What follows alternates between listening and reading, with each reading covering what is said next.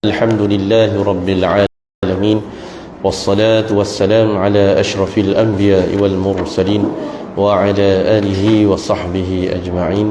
سبحانك لا علم لنا إلا ما علمتنا إنك أنت العليم الحكيم وتب علينا يا مولانا إنك أنت التواب الرحيم.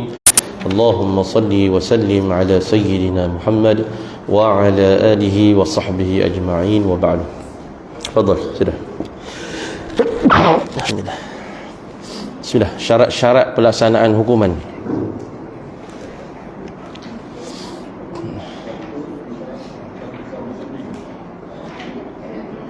Selepas tu tadi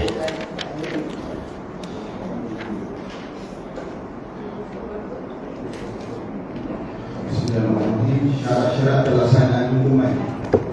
Sebagaimana yang dinyatakan tadi, hukuman murtad ialah hukuman mati serta-merta. Namun demikian, hukuman ini tidak boleh dilaksanakan melainkan setelah memenuhi syarat-syarat berikut. Pertama, balik dan akal. Perbuatan murtad oleh kanak-kanak dan orang gila tidak akan diambil kira kerana mereka bukan Allah.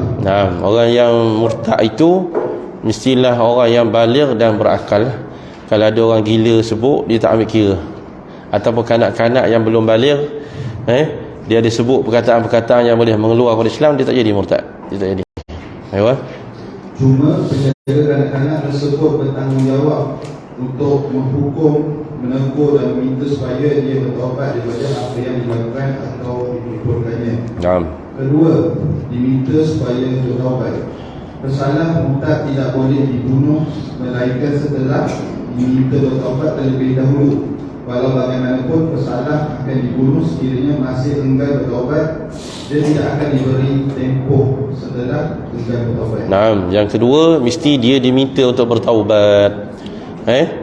Jadi kita tak boleh bunuh dia melainkan setelah kena ada dulu ruang. Taubatlah, tidak nanti dibunuh. Kalau dia taubat, dia gugur daripada kesalahan tersebut. Lagi dalam sebuah hadis berkenaan pelantikan Abu Musa Al-Asy'ari sebagai pentadbir di Yaman, antara kandungan hadis ini dinyatakan, kemudian Mu'az bin Jabal radhiyallahu anhu dihantar ke Yaman. Apabila beliau tiba, Abu Musa memberikan kepadanya bantal dan berkata, turunlah. Pada ketika itu terdapat seorang lelaki yang terikat. Mu'az bertanya, apakah yang berlaku? Abu Musa berkata, dia seorang Yahudi yang telah memeluk Islam tetapi kemudian kembali kepada agama Yahudi. Abu Musa berkata, duduklah. Mu'az kata, saya tidak akan duduk kecuali setelah dia dibunuh. Inilah hukuman Allah dan Rasulnya. Beliau sebanyak 3 kali. Lalu Abu Musa memberi perintah, lantas orang Yahudi itu dibunuh. Jadi syahid dia kat sini, ada seorang lelaki yang terikat. Jadi Mu'az tanya apa yang berlaku. Lalu Abu Musa Al-Asy'ari kata dia seorang Yahudi yang telah memeluk Islam kemudian kembali kepada agama Yahudi. Lalu Abu Musa berkata, duduklah.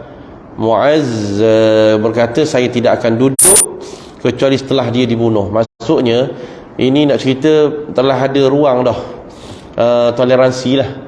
Minta supaya dia bertaubat tapi dia tetap tak bertaubat. Kalau tak bertaubat, masa tu dia dibunuh lagi tanpa taguh. Lagi. Ketiga, kemurtadannya disahkan melalui pengakuan bersalah sendiri atau melalui saksi yang sahih dan memenuhi syarat yang disahkan. Implikasi kepada kesalahan murtad. Kemurtadannya mestilah ada saksi. Saksi ni disahkan murtad seorang itu sama ada pertama dengan ikrar pengakuan dia sendiri mengaku, ya saya buat gini, saya buat gini. Lepas tu suruh dia taubat. Yang kedua, tak ada pengakuan daripada dia tetapi melalui saksi yang sahih yang memenuhi syarat yang ditetapkan. Ada saksi tengok bahawa dia ni menyatakan sesuatu. Jadi dua benda lah murtad ni, ikrar, pengakuan ataupun saksi. Implikasi kepada kesalahan murtad. Apabila seorang Muslim telah disahkan murtad serta enggan bertaubat, kesalahan ini membabitkan beberapa implikasi penting selain daripada hukuman mati yang dinyatakan tadi. Implikasi tersebut adalah seperti berikut. Pertama, Kesemua hartanya akan ditahan. Harta ini akan diletakkan di bawah jagaan pemerintah atau wakilnya dan akan hanya digunakan mengikut peluang. Sekiranya bersalah bertaubat dan kembali kepada Islam, harta ini akan dikembalikan. Dengan ini jelas bahawa sepanjang kemurtadannya, harta ini masih diakui sebagai miliknya. Sekiranya bersalah enggan bertaubat dan dihukum mati, hak miliknya bila telah dibatalkan, sebaik saja dia dihukum. Jadi pertama sekali, semua harta dia dirampah. Rampah ni bukan ambil teguh, cuma dia di bawah jagaan pemerintah. Maknanya pemerintah akan bagi ke dia berkadar dengan keperluan dia, makan, minum dia. Tapi harta aset-aset dia semua dirampah. Jadi di sini menunjukkan bahawasanya ketika orang tu murtad, dia tak dijalankan lagi hukuman bunuh, maknanya harta tu masih milik dia. Sebab tu kita boleh bagi tau. Bila confirm ni bukan milik dia. Apa? Iaitu sekiranya pesalah orang bertaubat dan dihukum mati, hak miliknya telah dikira terbatal. Maksudnya memang jadi hak pemerintah, hak kerajaan. Aset-aset orang murtad ni semua jadi milik pemerintah, milik kerajaan. Bila dah sah dah, maknanya dia dah dijatuhkan hukuman mati dah dia ni. Jadi sebab tu mana orang murtad ni dia tak mewarisi dan dia tak diwarisi. Mana ada? Mana waris dia ambil tak? Tak boleh. Waris dia orang Islam tak mewarisi daripada harta dia, sebab harta dia akan jadi milik kerajaan, milik pemerintah. Harta dia, harta murtad ni. Lepas dia dah hukum, maknanya harta dia confirm. Kecuali bila tak dihukum lagi, lepas tu dia bertaubat. Ketika itu kata ulama boleh dikembalikan balik, sebab memang hak dia. Taib lagi. Jadi bermakna haram hak miliknya bergantung pada keputusan sama ada dia bertaubat atau masih kekal murtad dan dihukum mati. Naam. Kedua, kesemua urusan dan akad sivilnya seperti jual beli, angguran gadaian dan sebagainya terbatal kerana status sebagai murtad menggugurkan segala kelayakannya. Jadi kalau dia ada jual beli ke dalam tempoh tu, dia gunakan aset-aset dia juga untuk jual beli ke, bagi hibah ke orang ke, gadai ke, semua kontrak itu terbatal. Sebab apa? Dia tak ada kelayakan. Pemerintah yang atur aset dia. Dia tak ada kelayakan nak berjual beli, memang ditahan tu. Maknanya tengok Islam macam mana dia buat pada orang murtad ni, sehingga orang rasa berat lah. Kalau ada undang-undang seperti tu, tak mudah lah orang nak murtad ni. Aset semua dirampah, dibagi sekadar belanja je, tak nak jual, tak nak apa, sehingga dia kembali bertaubat. Ketiga, ukur segala hak untuk waris, mewarisi antara dia dengan saudara-saudaranya. Sekiranya salah seorang saudaranya mati ketika tempoh pemurtadannya, dia tidak berhak mewarisi pusaka walaupun pada dasarnya dia disenaraikan sebagai pewaris. Dipandukan sabda Rasulullah SAW, la yarisul muslimul kafira walal kafirul muslimah. Seorang muslim tidak boleh mewarisi pusaka orang kafir dan orang kafir tidak boleh mewarisi pusaka seorang muslim. Dia nak mewarisi harta orang dalam tempoh dia murtad, ada saudara dia meninggal, ayah dia meninggal, dia tak dapat. Ketika dia meninggal, waris-waris dia tak dapat, tak diwarisi. Maknanya harta orang murtad ni, Nabi kata la yarisul muslimin kafir. Orang Islam tak mewarisi orang kafir, dan orang kafir tak mewarisi orang Islam. Sebab salah satu syarat faraid mesti sama agama.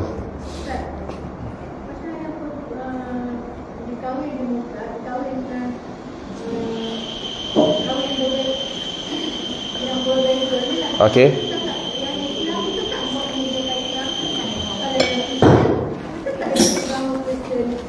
Macam mana?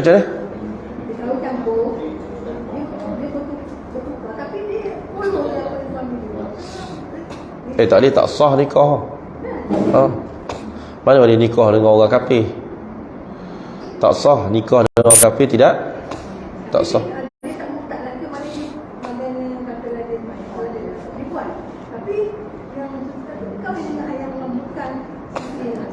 Bukan Islam. Ya, maknanya walaupun dia follow, pernikahan dia tu tak sah.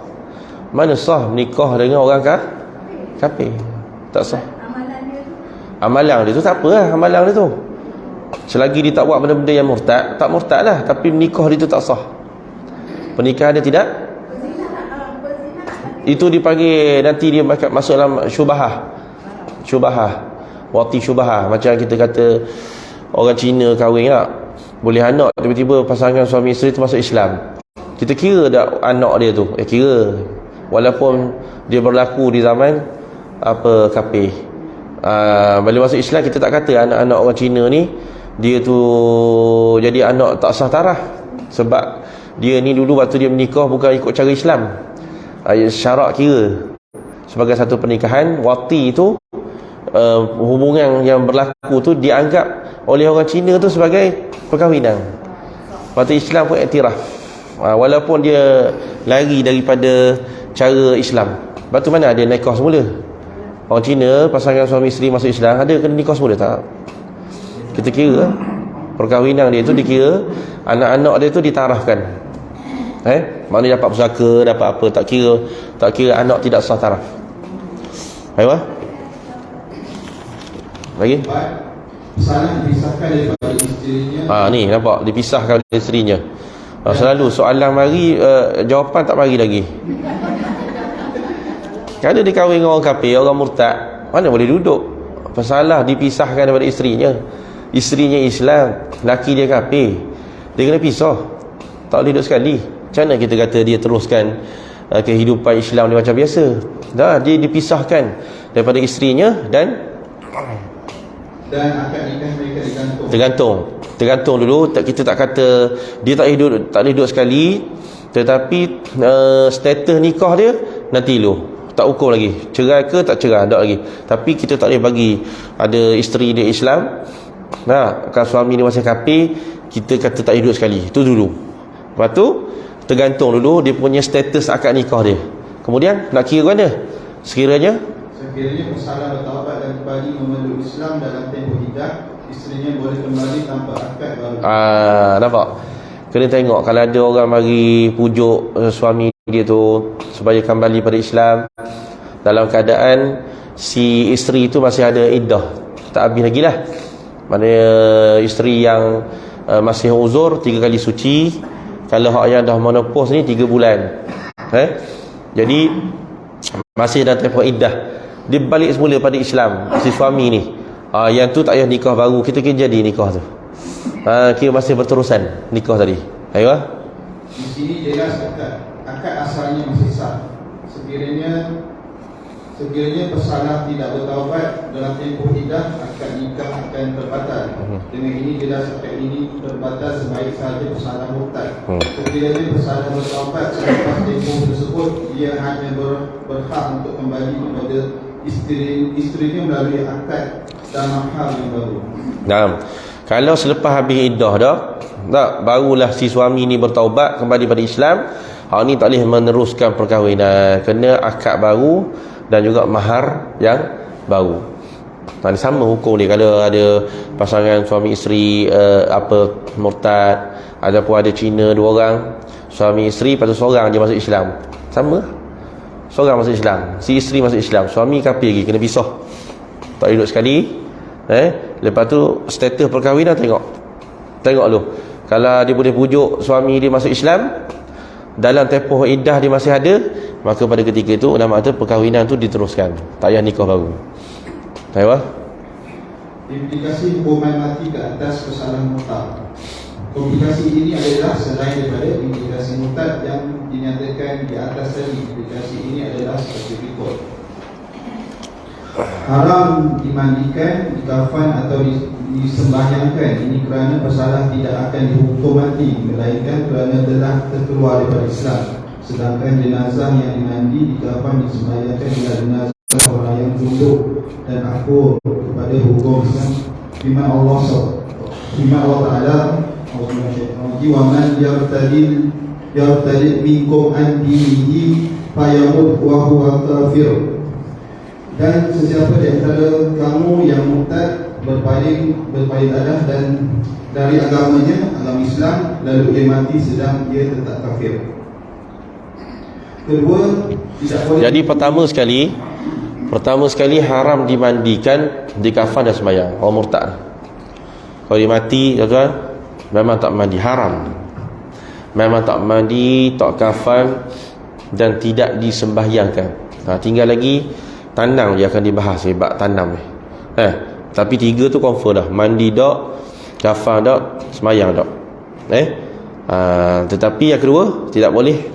Kedua, tidak boleh dikuburkan di tanah perkuburan orang Islam. Sebaliknya jenazahnya akan dikuburkan jauh daripada kawasan. Ni ulama kata sunat, tak wajib pun. Tanam pun sebenarnya tak wajib. Cuma confirm tak boleh tanam di tanah perkuburan Islam. Tak boleh. Tanam tu jadi sunat, takut dia memberikan suasana yang tak molek. Kalau mayat terbiar gitu jadi busuk. Tanam tu atas dasar tu je. Atas dasar bukan wajib, atas dasar takut dia membusuk dan memberikan suasana yang tak enak untuk kepada orang-orang lain. Ketiga, kesemua saudaranya tidak boleh mewarisi pusakanya kerana hubungan yang diakui oleh Islam itu persamaan agama telah terputus. Ini berpandukan hadis yang dinyatakan di atas tadi. Tambahan pula, hak milik pesalah terhadap hartanya telah digugurkan kerana murtad.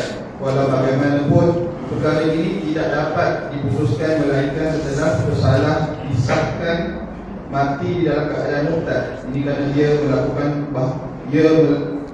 ia menjelaskan bahawa pesalah murtad tidak lagi dianggap sebagai milik setelah murtad. Dan tidak boleh saling mewarisi. Orang Islam, saudara mara dia tak boleh warisi harta dia. Dan dia juga kalau ada tengah murtad tu, ada saudara dia meninggal, dia juga tidak layak untuk mewarisi.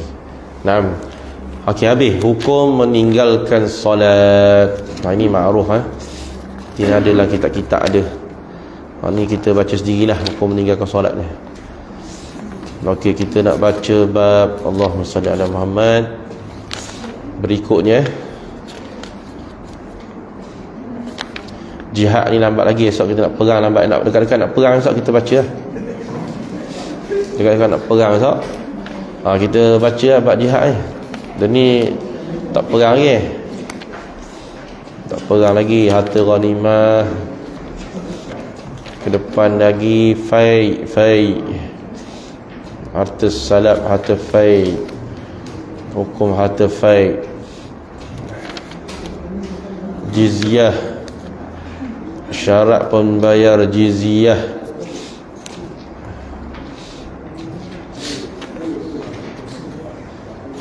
Kata lagi gencatan senjata dan memohon perlindungan.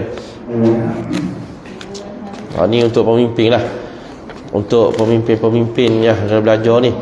Al-Futuwah. Okey, kita baca bab perlombaan musabaqah. Boleh tak kita nak berlomba binatang? Belaga ayam. Boleh tak? Belaga ayam, belaga itik, belaga lembu. Boleh tak? Hukum belaga ikan. Tu masuk bab musabaqah, perlombaan. Lepas tu kalau letak harga pula, jadi judi tak? Letak harga lomba ni dapat hadiah. Hadiah datang siapa? Ni nak bahas bab ni. Orang mancing ikan tu, pertandingan memancing. Jadi daripada mana datangnya hadiah? Ada duit pendaftaran ke? Tu kita baca bab ni insya-Allah. Bismillah. Perlombaan musabaqah. Tapi perlombaan menurut bahasa Arab, musabaqah berasal daripada perkataan as-sabqu yang bermaksud mendahului orang lain. Musabaqah juga bermaksud ujian yang dilakukan atas beberapa individu untuk memilih siapa yang terbaik dalam melakukan sesuatu perkara. Itu asal musabaqah ni. Perlawanan perlombaan, biasanya kita nak tahu daripada perlombaan ni siapa orang terbaik. Itu asal dia. Okey, maksud musabaqah di sini, maksud musabaqah di sini ialah persaingan antara dua orang atau lebih dalam memacu haiwan yang sesuai untuk berlari dan berundur seperti kuda dan unta. Zaman dulu dia berlomba unta, dia berlomba kuda. Orang zaman ni berlomba motor. Boleh masuk tak dalam musabaqah? Dulu dia unta, dengan syarat haiwan itu mestilah daripada jenis yang sama. Kalau unta lawan dengan unta, kuda lawan dengan kuda. Lagi as-sabaq. Kuda ialah nama untuk harta yang ditawarkan dalam perlombaan tersebut. Lepas tu ada hadiah. Itu musabaqah. Ada hadiah yang ditawarkan. Kalau menang dapat hadiah. Itu panggil musabaqah. Jadi kita nak faham. Sebab ni bukan orang musabaqah dengan unta dengan ni je. Semua benda perlawanan ni, perlombaan. Boleh ke tak boleh? Jadi baca. Okey. Hukum dan dalil. Perlombaan adalah sunnah yang diwarisi daripada Rasulullah SAW dan aktiviti yang dibenarkan. Dalilnya dalam firman Allah Taala dalam Syaitan Majid, wa'aidu lahum ma tastata'tum min quwwatin wa min ribatil khair turhibuna bihi aduwallahi wa aduwakum wa akharina min dunihim la ta'lamunahum Allahu ya'lamuhum. Dan sediakanlah untuk menentang mereka insya-Allah sekadar jenis kekuatan yang dapat kamu sediakan dan daripada pasukan-pasukan berkuda yang lengkap bersedia. Kamu akan menggerungkan dengan persediaan itu musuh Allah, musuh kamu dan musuh-musuh yang lain daripada mereka yang kamu tidak mengetahui tentang mereka, sedangkan Allah mengetahui tentang mereka. Jadi ni hadis ni, ini ayat Quran ni nak ceritanya, maksudnya perlombaan yang asal ni perlombaan yang diberi impak pada Islam. Contoh kalau orang berlomba kuda ada sebab, bukan berlomba tu. Sebenarnya itu nak melatih bila time perang. Bila time perang maka kita boleh bawa kuda yang laju. Kita pandai main atas kuda. Maksudnya tak boleh lari. Musabaqah tu dibenarkan sebab dia tujuannya untuk membantu dalam perkara besar dalam Islam, iaitu jihad. Sebab tu dia kata lomba kuda, lomba unta. Mesti perlombaan tu yang beri impak pada agama, bukan hadiah. Hadiah tu sampingan je. Lepas tu dia kata dibenarkan unta, boleh benarkan unta kuda. Dari lain adalah hadis Ibnu Umar radhiyallahu anhu bahawa Nabi Muhammad SAW menyertai perlombaan kuda yang telah diperkuatkan dari Al-Hafiyah ke Saniyah Al-Wada, dan kuda yang tidak diperkuatkan dari Al-Saniyah ke Masjid Bani Zuraid. Zaman dulu ada perlombaan kuda ada. Ibnu Umar kata Nabi SAW berlomba sendiri. Masuk sekali perlombaan kuda, perlombaan unta. Walau bagaimanapun perlombaan itu dibenarkan dengan syarat dia diadakan dengan niat persiapan jihad. Mesti. Dia kan boleh sebarang perlombaan. Yang nak tawarkan dengan hadiah ni, dia mesti persiapan jihad dan menyediakan kekuatan. Sekiranya perlombaan tersebut diadakan untuk menunjuk dan berbangga, dia adalah haram. Haram. Macam orang belaga lembu. Belaga lembu nak jihad dia pakai lembu. Belaga lembu. Orang belaga ayam. Itu kebanggaan saja. Orang belaga ayam. Zaman dulu, tok guru zaman dulu ada seorang mursyid diraja. Mursyid diraja Kedah. Zaman Sultan Abdul Hamid.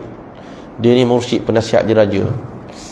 Dia kata dia dalam dakwah dia, bila dia masuk jumpa dengan orang yang duk main judi masa tu, berlawan lembu. Tapi dia nak cerita tentang hikmah orang zaman dulu dia berdakwah. Dia pergi kat orang tadi, sebelum dia nak tarik orang tu mari sembahyang, dia duduk sekali. Dia duduk sekali, siap dia tolong ambil ni, ambil lembu ni, hak ni menang. Jadi orang tahu dah kalau Tok Syekh tunjuk tu hak tu menang, mesti confirm menang. Sebab Tok Syekh pun orang luar biasa. Dia kata ambil ni. Orang pun pakat pilih hak lembu tu. Memang menang lembu tu. Dia nak kata orang zaman dulu lah, benda tu benda haram. Tapi dia macam mana nak tarik tu. Dia pun bila dah menang, orang tu dah mula takluk dengan dia. Dia pun kata, jom kita ni kalau nak lawan lembu ni moleknya tepi masjid. Ajak pergi masjid pula. Main lawan lembu tepi masjid. Tarik sikit. Mainlah pula lawan lembu. Sama Tok Syekh join sekali. Ni menang Lepas tu bila nak buat maulid, maka dia pun tanya kepada jemaah dia. Orang tu dah takluk dengan dia dah. Dia kata kita ni nak buat maulid untuk nak menzahirkan cinta kasih pada Nabi. Jadi kalau betul-betul cinta, kena beri, kena infak binatang, harta benda yang paling sayang sekali. Sebab dalam Quran kata wa yut'imuna ala hubbi, mereka beri makan pada benda yang paling mereka kasih sekali. Dia nak mau kasih apa? Oh, kita kasih lembu kita. Korban lah. Mu sayang apa antara binatang-binatang harta yang mu sayang? Oh, semua pakat sayang lembu dia. Hari-hari buat kelahi. Dah kalau sayang kena sedekah buat maulid. Semua beri buat maulid, lepas tu tak ada lah lembu. Tak ada lembu, tak ada lah dah judi. Jadi orang-orang ni mari ngaji. Tu zaman dulu. Dan dulu tok-tok zaman dulu kadang dia tak mari kerah. Join dulu. Tak, kalau di Berserah tu orang kata Tuan Guru Haji Zainon di Berserah, dia mula-mula dia main dang dulu sekali. Main dang dulu sekali. Lepas tu baru ajak main dang tepi surau pula. Lepas tu ajak pergi semayang pula. Akhirnya orang ngaji hak main dang tu lah. Tinggal habis. Zaman ni maksudnya ustaz-ustaz ni kena main motor kau sekali. Jangan accident sudah. Maksudnya hikmah dalam dakwah tu kena masuk. Kena orang muda jauh lah. Itu mursyid diraja tu. Baik, lagi. Kerana setiap perkara mengikuti asalnya, sekiranya dia tidak diniatkan untuk jihad dan juga bukan untuk menunjuk-nunjuk, hukumnya harus. Kerana perlombaan ini merupakan suatu bentuk latihan yang memberi manfaat kepada tubuh badan dan menyemai keberanian. Itu syarat dia. Syarat berlomba mesti dia beri impak kepada jihad, perang, nak berlawang, mesti ada. Baik, jenis perlombaan yang dibenarkan. Jenis perlombaan dilakukan dengan pelbagai cara. Setengahnya dibenarkan dan setengahnya diharamkan. Kami akan menetapkan jenis perlombaan ini, kemudian barulah dinyatakan perlombaan yang diharamkan dan yang dibenarkan. Pertama, dua pihak berlomba dan pihak yang menang akan mendapat hadiah yang disumbangkan oleh kerajaan atau individu tertentu yang tidak berkenaan dengan perlombaan. Maksudnya hadiah bukan datang daripada duit pertaruhan. Hadiah datang daripada individu ketiga. Kerajaan ke, NGO ke, individu ke, hak yang dia tak sabit dengan perlombaan tadi. Taruh tak boleh. Hak ni bagi, hak ni bagi. Lepas tu hadiah bagaimana? Hadiah daripada wang pertaruhan. Hak tu judi. Hadiah mesti datang daripada pihak yang ketiga, penganjur lah. Tu syarat dia. Baik. Individu ini berkata, sesiapa yang menang akan mendapat hadiah berikut daripada saya. Perlombaan ini mungkin disertai oleh lebih daripada 2 orang. Okey.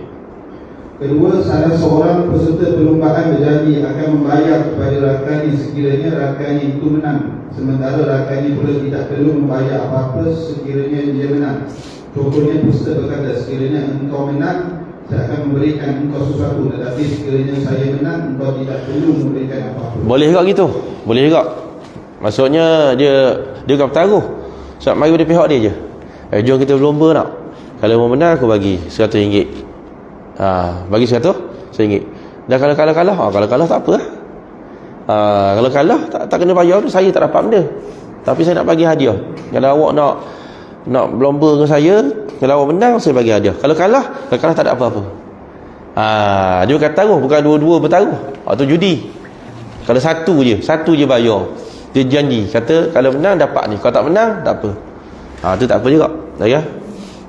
Ketiga, kedua-dua peserta dikehendaki membayar sesuatu kepada rakannya yang menang. Ini bermakna sesiapa yang kalah dikehendaki membayar jumlah yang disetujui kepada pemenang. Ada yang ketiga, dia kata kedua-dua peserta dikehendaki membayar sesuatu kepada rakannya yang menang. Semua tak buat keluar duit. Cuma dia kata siapa yang menang, yang kalah tu kena bayar. Siapa yang menang tapi tak buat keluar duit apa? Kedua-dua peserta dikehendaki membayar sesuatu kepada rakan yang menang. Awak berlomba 2 orang. Berapa taruh ni? Tak ada beritahu taruh. Tapi siapa siapa yang kalah, maka orang kalah tu dia kena bayar kepada hak yang menang. Boleh. Lagi? Keempat, sama seperti kategori ketiga, cuma ada peserta ketiga yang dikenali sebagai muhallil. Muhallil ni tukang halal. Ayo. Muhalil ialah pihak ketiga yang berlumba. Kudanya sama hebat dengan kuda peserta yang lain. Sekiranya muhalil ini menang, dia akan membolot bayaran yang dibuat daripada kedua peserta lain. Sekiranya kedua peserta lain menang dan kita serentak di garisan tamat, kedua-duanya tidak akan memperolehi apa-apa kerana peserta membayar apa-apa. Peserta yang bertaruh tidak tiba serentak, sementara muhalil tidak perlu membayar apa-apa kerana terlambat. Sekiranya muhalil tiba bersama salah seorang peserta yang tiba bersama muhalil tidak perlu membayar apa-apa, sementara bayaran peserta yang kalah akan dibagikan kepada secara sama rata antara muhalil dan peserta yang menang bersamanya. Muhalil ni gini, muhalil tukang halal. Boleh dua orang tu bayar belaka. Hak nak berlomba dua orang, tapi dia ajak seorang lagi nak bagi jadi halal. Orang yang seorang lagi yang dia ajak ni, orang ini tak boleh bayar. Dia mesti tak bayar. Cuma kalau dia menang, dia dapat. Kalau dia kalah, dia tak boleh bayar apa-apa. Itu panggil tukang halal. Kita nak berlomba dua orang. Nah, berlomba dua orang. Lepas tu kita kata okey, kita letak ni duit untuk pemenang.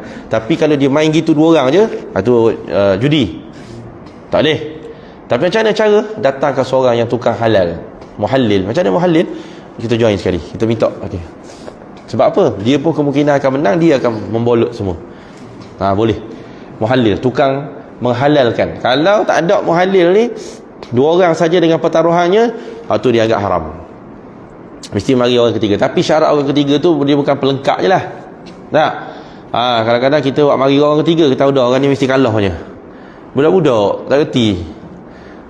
Muhalil ni budak-budak tak. Muhalil tu mesti sama level dengan dua orang hak yang bertanding tu. Itu pun boleh juga. Jadi 4 jenis tu. Ayuh. Hukum setiap kategori ini setelah memahami jenis perlombaan yang diadakan dan perbezaan yang ada, kita dapati salah satu jenis perlombaan tadi adalah haram dan hukumnya sama seperti judi atau pertaruhan, iaitu jenis yang ketiga. Sementara jenis pertama, kedua dan keempat dibenarkan dan tiada halangan untuk mengajukannya.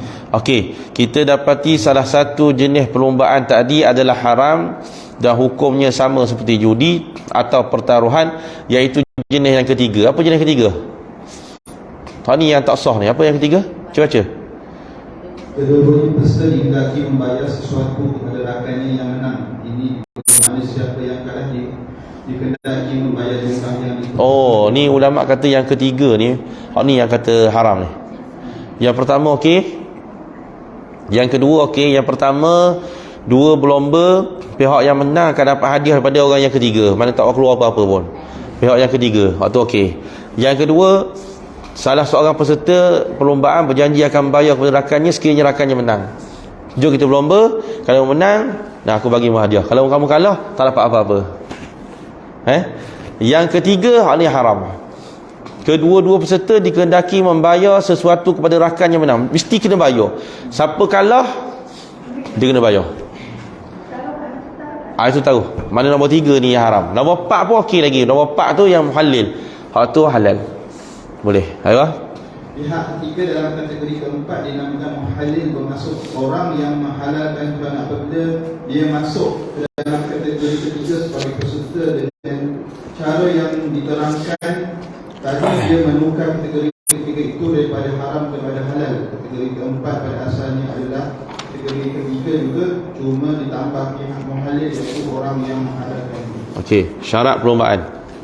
Syarat perlombaan, walau apa sekalipun kategori perlombaan yang dijalankan, dia perlu mematuhi beberapa syarat yang digariskan, iaitu seperti ikut. Pertama, setiap peserta perlombaan mestilah mengetahui garisan mula dan penamat. Garisan mula dan penamat ini pula mestilah sama untuk semua peserta. Ayuh. Kedua, kuda atau unta yang bakal digunakan mestilah telah ditetapkan. Setelah kuda atau unta ditetapkan, dia tidak boleh ditukarkan dengan yang lain.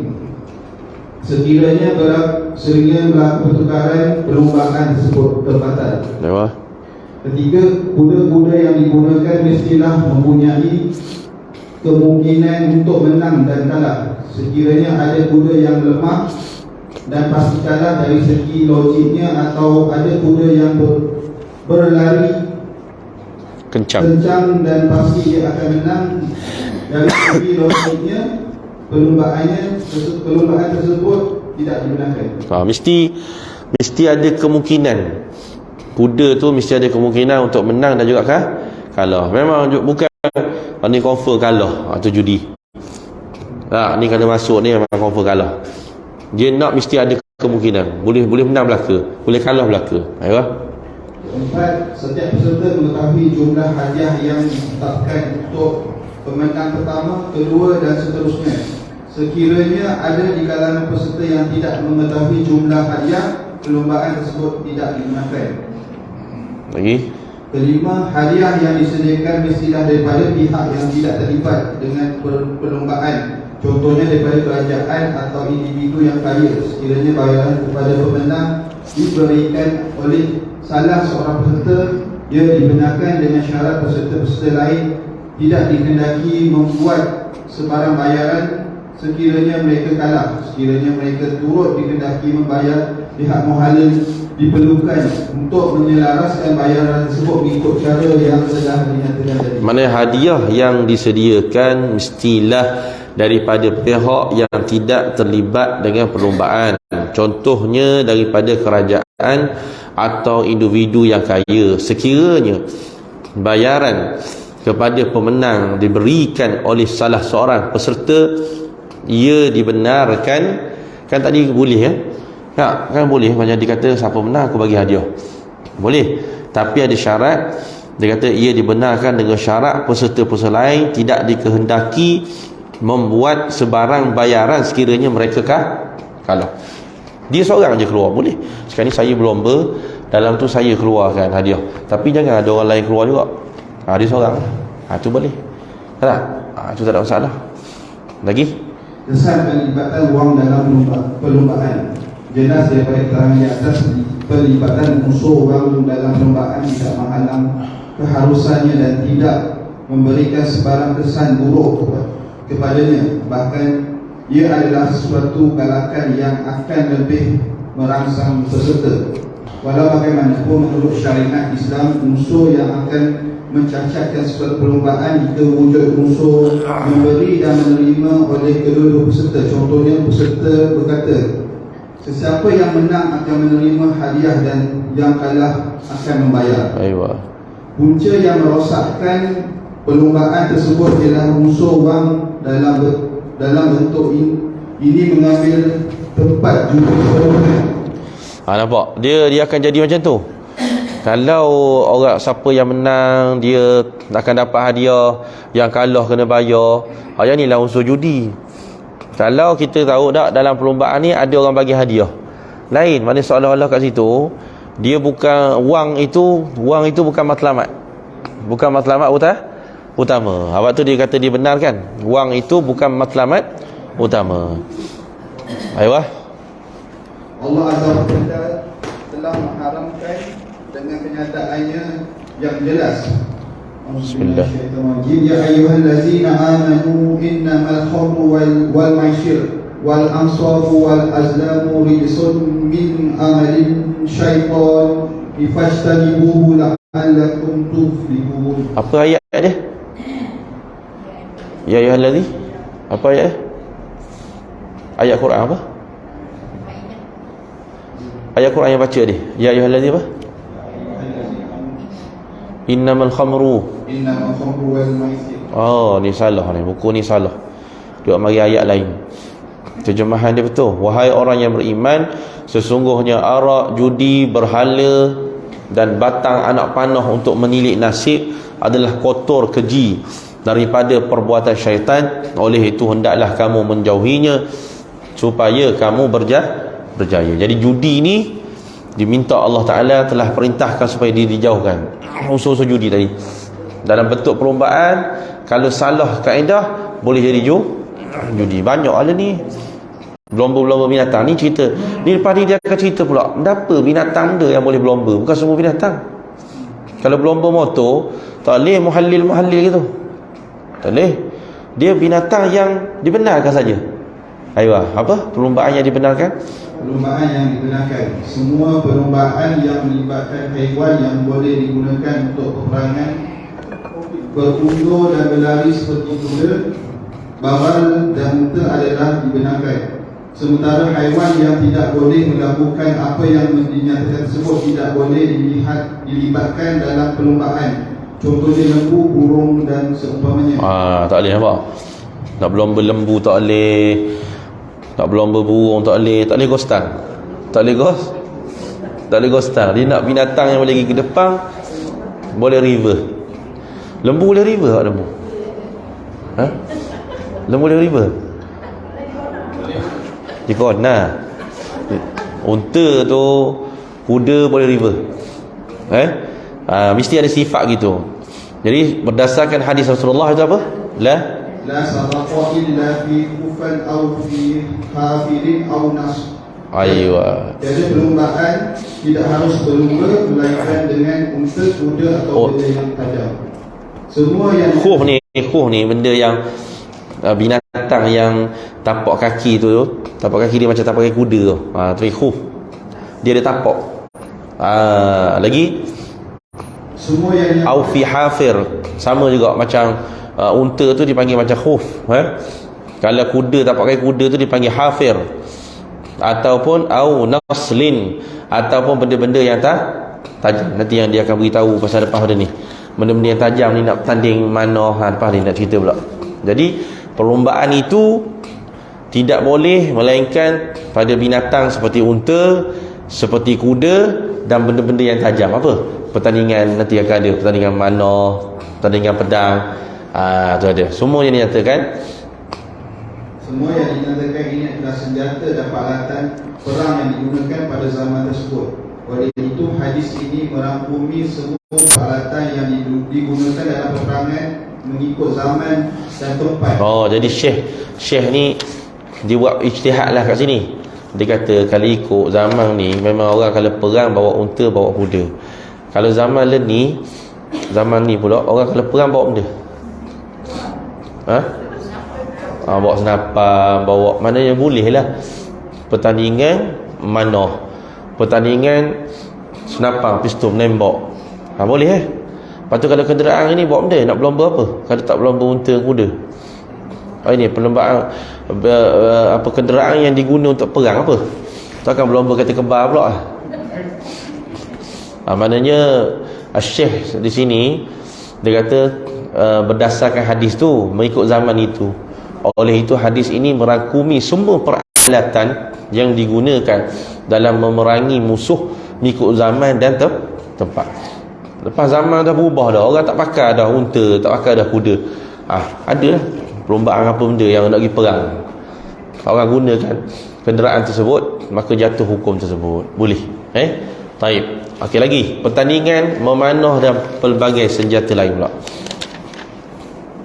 Tarif dalam bahasa Arab, lafaz munadalah menggunakan wazan mufa'alah. Asal perkataannya ialah an-nadlu yang bermaksud melontar atau memanah. Kaum itu bermunadalah bermaksud sama-sama melontar, memanah supaya terserlah kemahiran masing-masing dalam melontar atau memanah. Ia sama artinya dengan mukafahah dan mukawamah.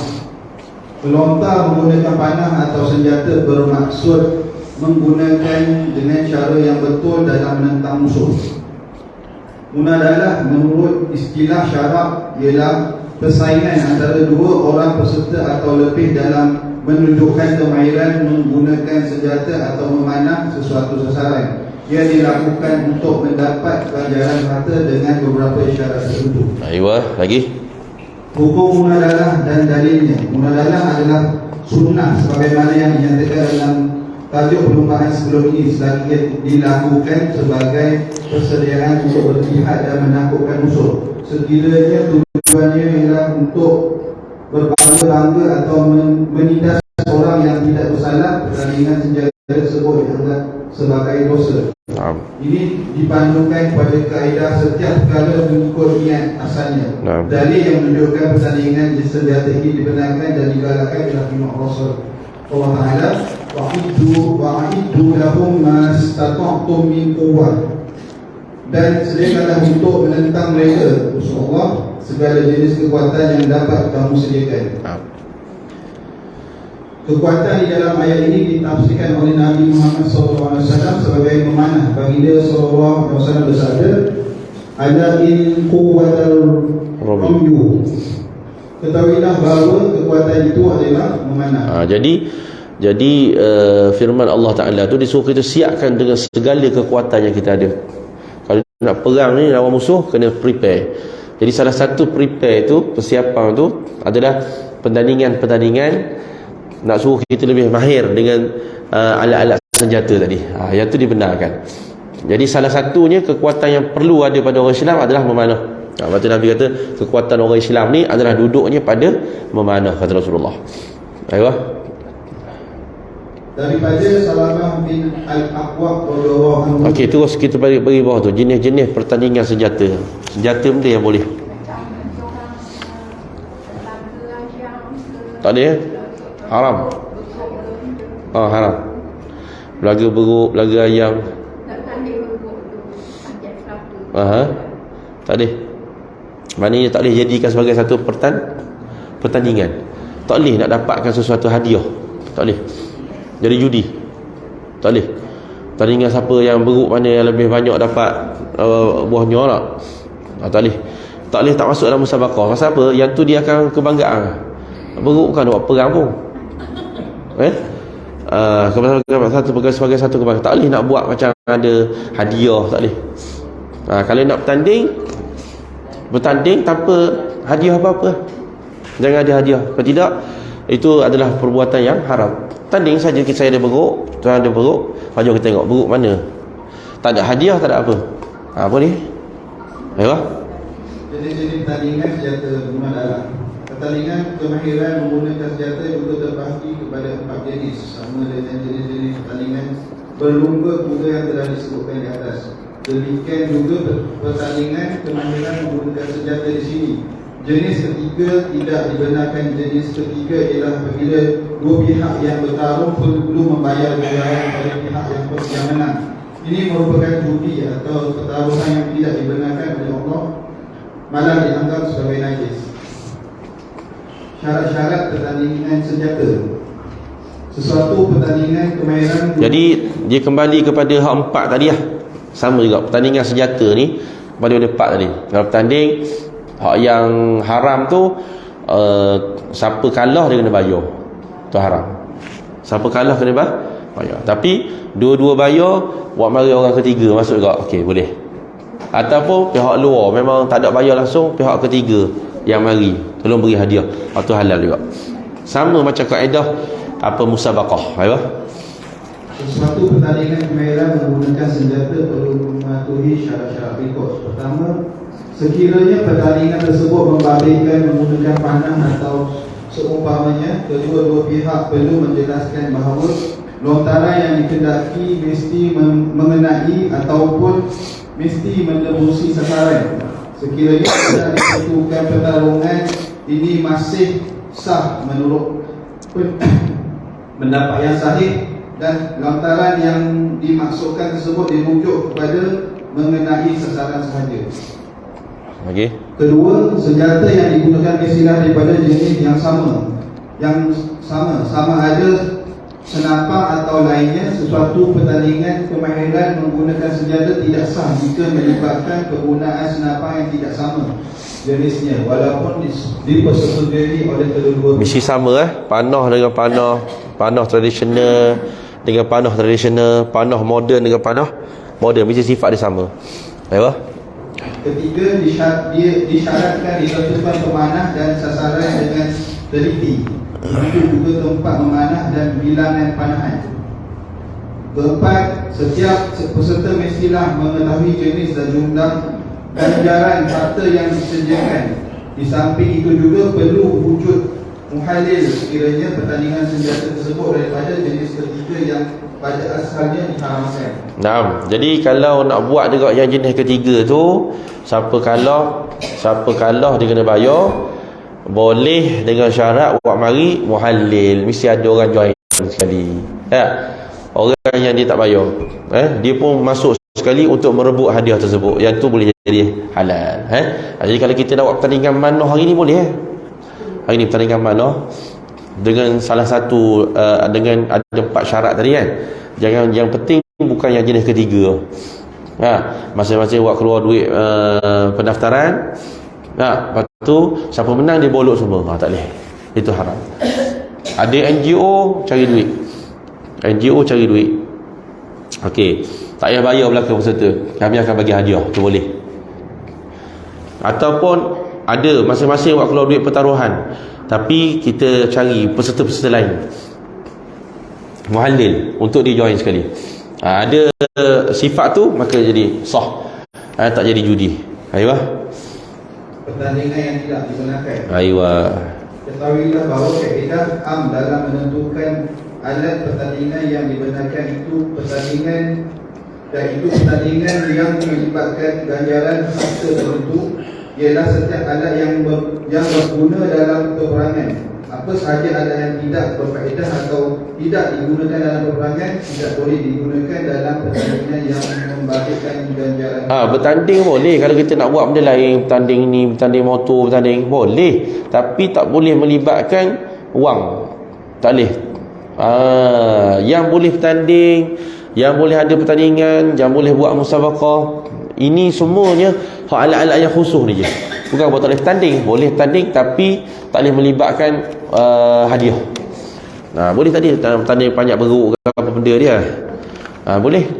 Tapi tak boleh dapat hadiah. Walaupun mari ada NGO yang nak bagi hadiah, tak boleh. Lagi? Oleh itu tidak diharuskan pertandingan bola dengan semua bentuk dan jenisnya, pertandingan berenang, bermain catur, berdiri di atas satu kaki, dan juga pertandingan perahu kecil yang tiada kaitan dengan peperangan. Ini kerana kesemua permainan ini tidak memberi manfaat dalam peperangan, walaupun dia digunakan. Malah ada antaranya yang disunahkan seperti berenang, namun dia tidak harus dipertandingkan dengan ganjaran. Tak boleh maknanya pertandingan mancing tak boleh.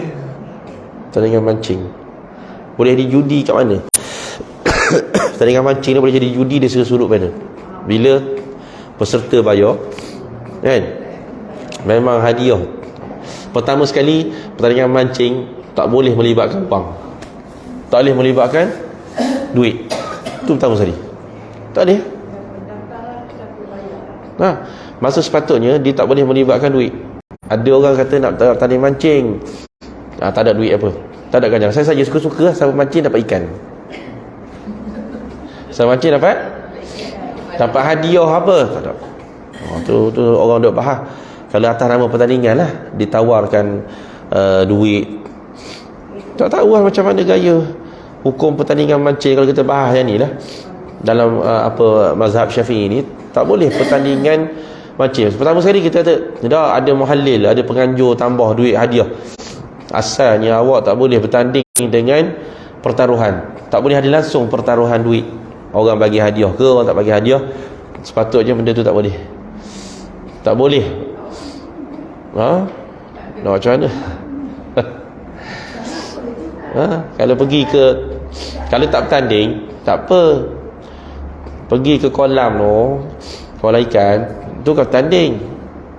Bayar bayar tapak masuk tempat orang bayar tapak RM50 sejam. Lepas tu mancing tu tak apa. Mancing bukan jual ikan tu.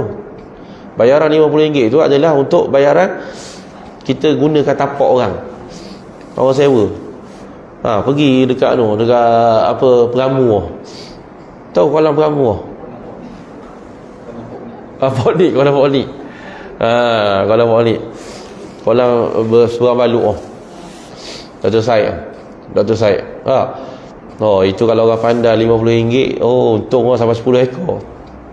Kalau jenis tak pandai, tak ada benda lah. Jadi itu bukan bertaruh, itu dibayar sewa lah.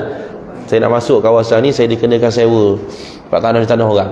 Lepas tu dia mancing, tak ada sabit. Tapi yang kita cerita ni pertandingan. Siapa rajin masuk pertandingan mancing, dia kena cari dalil lah.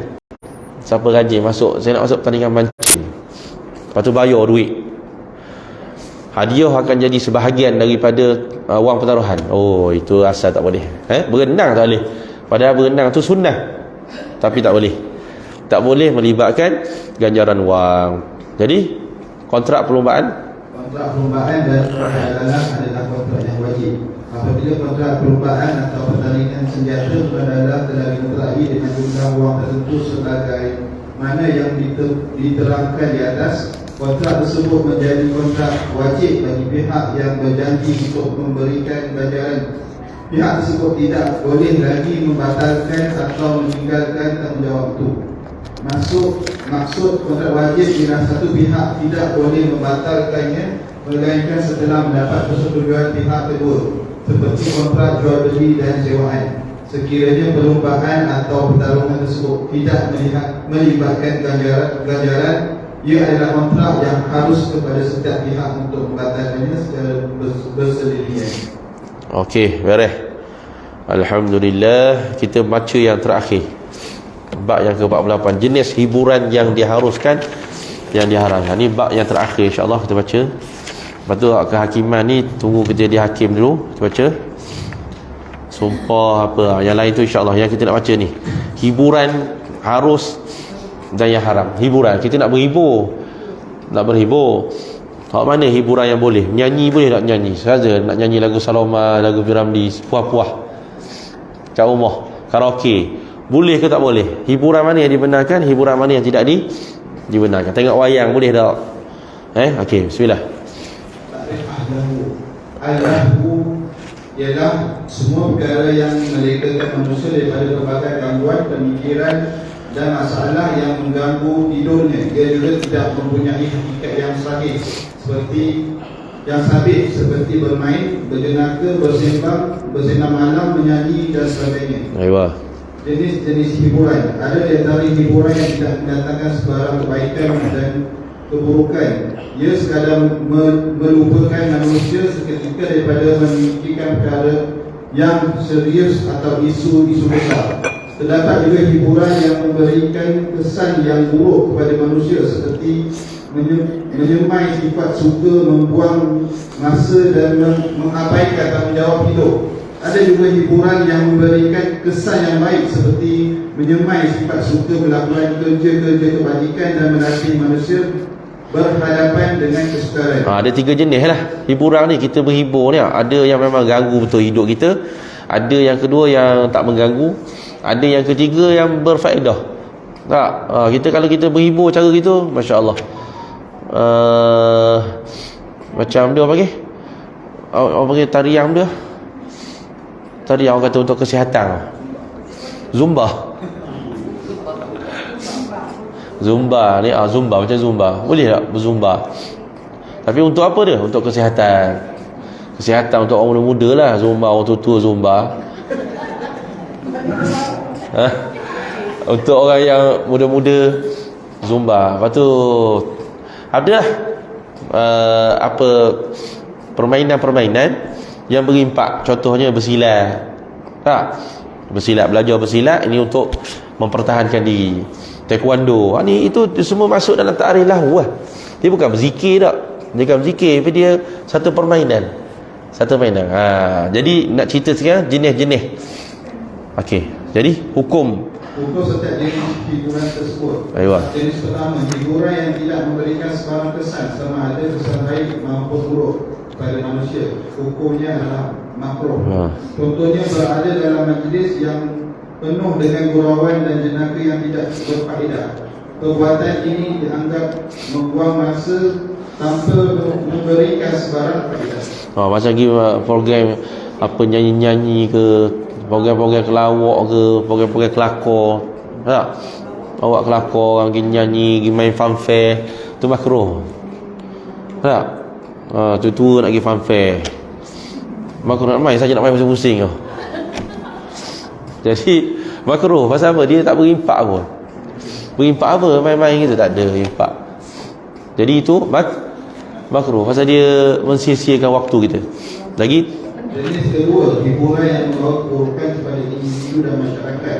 Hukumnya adalah haram dan tidak boleh diamalkan. Contohnya sama seperti hiburan yang pertama tadi, tetapi pelakunya keterlaluan berhibur hingga mengabaikan tanggungjawabnya, seperti mengabaikan sembahyang, bekerja mencari rezeki, atau menanam nilai yang tidak baik seperti berbohong, mengabaikan aspek akhlak dalam pergaulan dengan orang lain.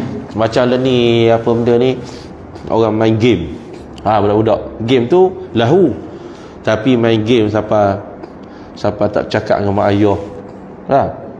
Main game siapa kita ni terlepas mayang, lupa habis. Itu permainan, tapi betul permainan yang diharamkan. Kalau dia dah mula berimpak dah, permainan, tapi dah mula melalaikan.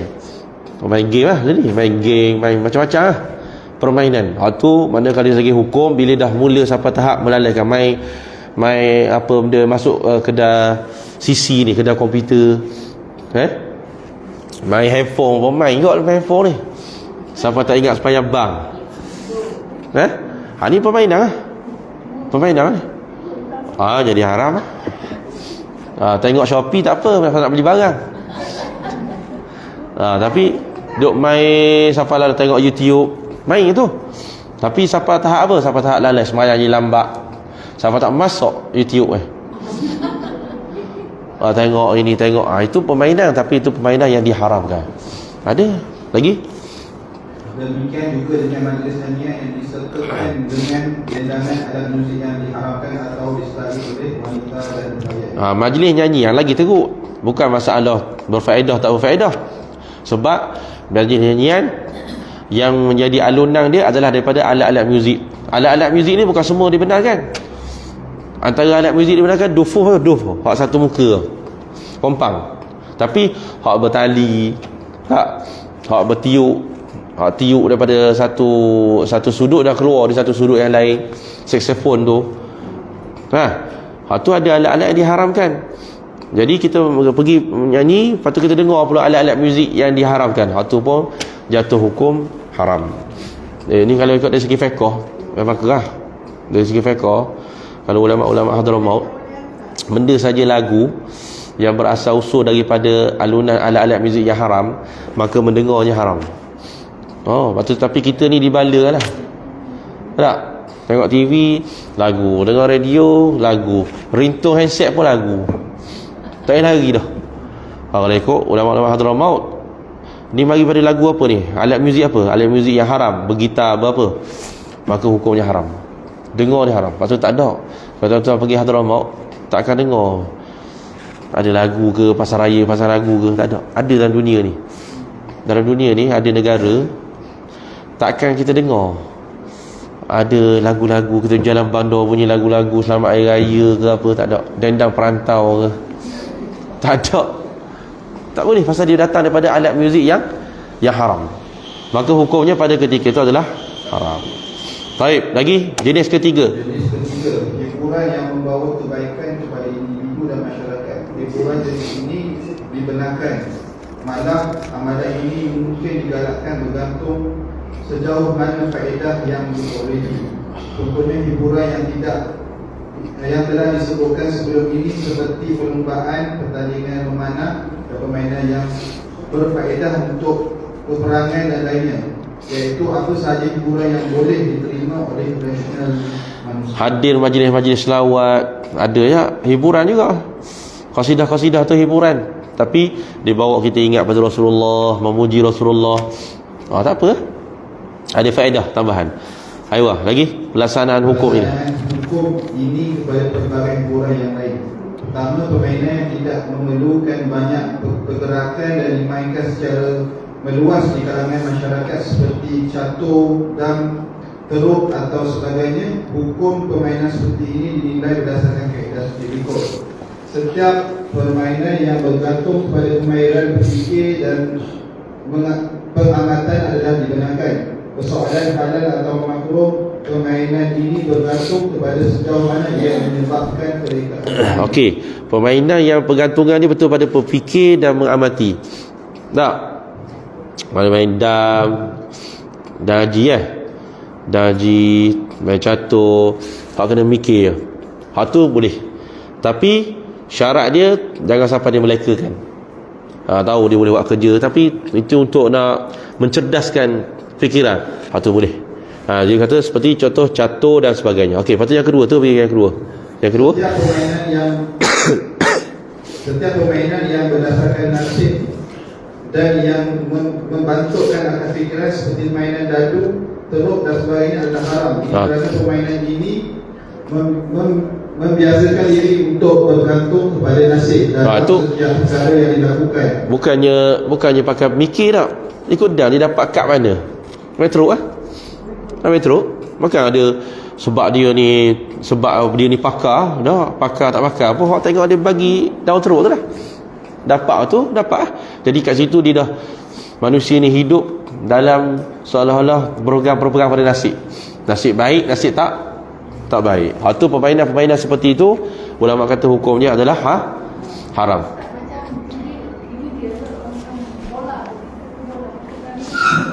Bola macam mana?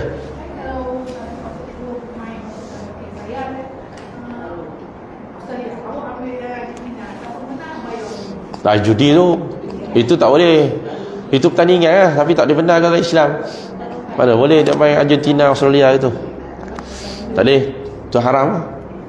Asalnya tak boleh guna duit pun. Macam mana nak bertaruh, tak boleh guna duit. Kalau nak khabar gitu boleh nak khabar, saya suka Australia, awak suka Argentina. Kalau menang lah. Gitu je lah. Tak boleh dibawa duit. Okey lagi. Kedua, berhibur dengan haiwan seperti menyambung ayam atau lembu. Ulama berpendapat menyatakan bahawa hukumnya haram kerana ia meninggalkan pelbagai kesan buruk ke atas kehidupan. Dibawa pada penyiksaan, menyiksa binatang, menyiksa makhluk-makhluk yang hidupan ni. Lagi pertarungan. Jika pertarungan, ia membabitkan beberapa jenis pertarungan. Pertama, apa sahaja pertarungan yang tidak membahagiakan tubuh badan boleh melatih manusia menjadi kuat dan mahir menggunakan senjata serta mempertahankan diri adalah dibenarkan. Kalau mengikut keadaan tentu ia digalakkan. Ini kerana Rasulullah SAW sendiri pernah bertarung dengan Rukanah dan berjaya mengatasi. Rukanah ni pemain gusti yang paling kuat sekali. Jadi dia selalu cabar orang. Sehingga ada sekali Rasulullah sahut cabaran dia, sekali lawang je, jatuh lalu. Berlawang. Dah kalau gitu kita berlawang, tapi tak ada pertaruhan. Tak ada bertaruh, tapi boleh tak main berlawang, main gusti. Main gusti, sparring, silat, taekwondo, boleh lah. Sebab dia melatih kekuatan kita, tubuh badan kita. Boleh silat ke taekwondo tu benar, itu tak ada masalah. Lagi? Apa sahaja pertarungan yang tapi tak boleh hak macam pertarungan hak yang macam memudaratkan, macam orang main dia ada satu lagi hak jenis dia. Hak yang dia bukan tinju nak rasa lagi. Hak memang kalau kena teruk. Tomoy. Lepas tu hak yang ni, hak yang juara dia orang Islam. Dia apa? Khabib. Hak yang tu teruk. Darah itu dah masuk dalam mencederakan tubuh badan. Kalau ikut asal hukum dia adalah haram, tak boleh. Siapa mencederakan tubuh badan tak boleh. Lagi? Contohnya gusti, tinju dan sebagainya, namun dikecualikan pertarungan yang dilakukan dengan kaedah tertentu yang boleh menjamin tidak berlaku kecelakaan kepada kedua-dua pihak. Macam pakai alat, dia ada pakai, memang betul benda ni bahaya, tapi dia ada pakai alat dia pakai dia punya sarung tangan dia.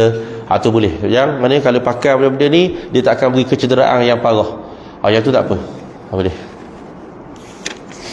Lagi?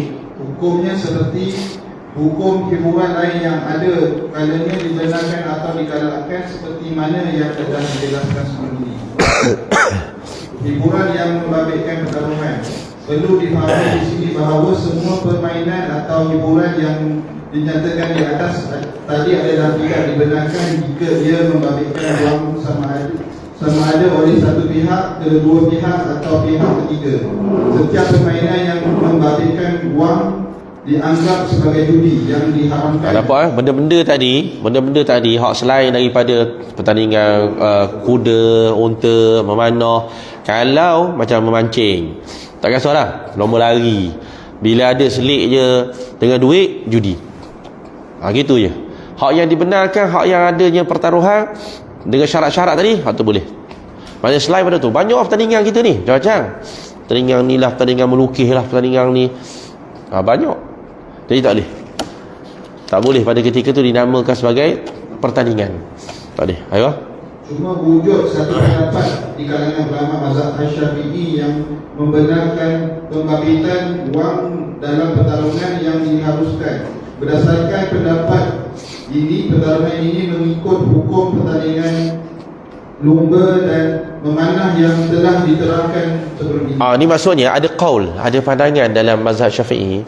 Dia kata ada pertandingan-pertandingan yang tak disebut tadi, pertandingan kuda, unta, dia memanah. Tetapi bila pertandingan tu pertandingan yang harus lah, macam kita khabar tadi lah, berlawang ke, bertumbuk ke, melukis ke, tak? Hak yang dengan terma dan syarat dia, hak tak melukakan, tak memudaratkan. Ada qaul, pandangan dalam mazhab Syafi'i, dia kata boleh juga kalau nak diberi hadiah. Maknanya isu ni ada khilaf lah. Khilaf lah, maknanya kalau hak jenis dia jauh daripada penipuan, jauh daripada merugikan satu pihak. Macam contohnya orang buat pertandingan melukis ni, tak ada benda pun, nak gembirakan budak-budak. Dia qaul dalam mazhab Syafi'i, dia kata benar, dia boleh. Maknanya pertandingan melukis patut nak bagi hadiah, tak bayar pendaftaran, tak bayar apa kan. Boleh. Ada sebagian ulama dalam qaul dalam mazhab Syafi'i dia kata boleh. Lagi pendapat ini berdasarkan hadis mursal yang diriwayatkan oleh Abu Daud. Nabi SAW bertarung dengan Rukanah ketika Rukanah masih musyrik dan hadiahnya berupa beberapa ekor kambing. Ni hadis ni dipegang dalam setengah daripada pandangan mazhab Syafi'i. Dikata hadis kalau ikut mana boleh bertanding berlawang. Dan dikatakan waktu Nabi SAW berlawang dengan Rukanah tu, ada dia orang tawarkan siapa kalah dia kena bayar. Hadis mursal. Jadi menunjukkan bahawasanya berlawang pun boleh ada hadiah kok. Tapi syaratnya ikut terma dan syarat tadi. Ada pandangan daripada hadis mursal ni. Ayo. Menurut pendapat yang terakhir dalam mazhab, pertaruhan wang tidak dibenarkan dalam semua jenis permainan dan hiburan yang diharuskan, sekalipun pertarungan kecuali pertandingan lumba. Tapi pendapat yang paling sahih, mana kena ambil pendapat yang muktamad, tak boleh. Selain daripada hak kita sebut-sebut tadi, semuanya tak boleh. Tadi apa? Tak boleh adanya bayaran, tak boleh adanya hadiah, tak boleh ada wang hadiah, tak boleh. Itu yang muktamad. Baiklah. Kecuali pertandingan lumba, musabaqah dan memanah. Pendalilan berdasarkan hadis Abu Dawud di atas dijawab seperti berikut. Pertama, hadis tersebut adalah hadis dhaif kerana dia mursal. Okey, macam mana yang kata ada setengah ulama mazhab Syafi'i dia membenarkan pertaruhan pembabitan wang dalam pertandingan-pertandingan yang tadi, yang kata tak ada, tak termasuk tadi ya. Lomba kuda bukan lomba kuda. Macam mana dia bersandarkan kepada hadis mursal. Jadi hadis mursal di sini dianggap itu sebagai hadis yang dhaif kerana dia mursal. Jadi bila hadis dhaif tak boleh dijadikan hujah. Jadi pandangan tu ditolak. Yang kedua, jika diandaikan dia sahih, peristiwa tersebut berlaku sebelum Rukanah memeluk Islam, keadaan itu membabitkan hukuman yang berbeza. Dalilnya ialah setelah Rukanah memeluk Islam, Nabi SAW memulakan semula kambing-kambing tersebut kepada jadi ada pandangan kata memang betul Nabi saja je, sebenarnya bukan Nabi nak makan sangat pun kambing tu, tapi sajalah, mana bayar. Jadi masa tu bila Rukanah masuk Islam, bila dia terkejut dengan kekuatan Nabi, akhirnya Nabi suruh balik, menunjukkan memang bukan nak bertaruh lah, saja Nabi nak tunjuk ke dia, biar kalau kalah kena bayar. Sedangkan Nabi SAW tak ambil pun kambing tersebut, bahkan dipulangkan balik kepada Rukanah. Wallahu ta'ala a'lamu bis-shawab. Habis itu InsyaAllah kita akan masuk pada kitab yang berikutnya, insyaAllah, yang kita akan maklum lah kitab apa.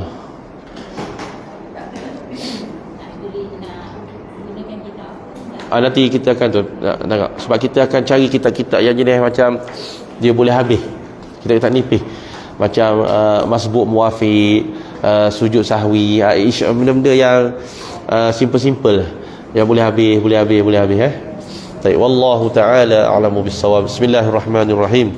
Allahumma faqihna fid din, Allahumma faqihna fid din, Allahumma zidna ilma warzuqna fahma, اللهم زدنا علما وارزقنا فهما ربنا آتنا في الدنيا حسنة وفي الآخرة حسنة وقنا عذاب النار وصلى الله على سيدنا محمد وعلى آله وصحبه وسلم والحمد لله رب العالمين.